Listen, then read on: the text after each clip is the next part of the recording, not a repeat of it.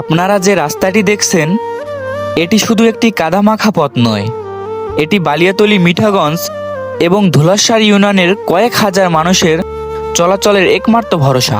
কিন্তু আজ এর করুণ অবস্থা দেখে বোঝার উপায় নেই যে এটি একটি পাকা রাস্তা হওয়ার কথা ছিল। এটি বালিয়াতলী ইউনিয়নের তুলাতলী পক্ষিয়াপাড়া বাজার থেকে ডাবলুগঞ্জ বাজার পর্যন্ত সংযোগ সড়ক। কলাপাড়া উপজেলা সদরে যাওয়ার জন্য এই 4 থেকে 5টি ইউনিয়নের মানুষের এটি প্রধান পথ। প্রতিদিন হাজার হাজার মানুষ আর শত শত যানবাহন এই পথ দিয়ে যাতায়াত করে। আপনারা আরও শুনলে অবাক হবেন যে তুলাতলী মাধ্যমিক ও প্রাথমিক বিদ্যালয়ের প্রায় 90% শিক্ষার্থী এই পথ দিয়ে যাতায়াত করে। দীর্ঘদিন ধরে সংস্কার না হওয়ায় রাস্তাটি এখন মরণ ফাঁদে পরিণত হয়েছে। বিশেষ করে এই বর্ষার সময় গরমুখ মানুষের দুর্ভোগের কোনো শেষ নেই। অসুস্থ রোগী বা গর্ভবতী মায়েদের নিয়ে এই পথ দিয়ে যাতায়াত করা এখন অসম্ভব হয়ে দাঁড়িয়েছে।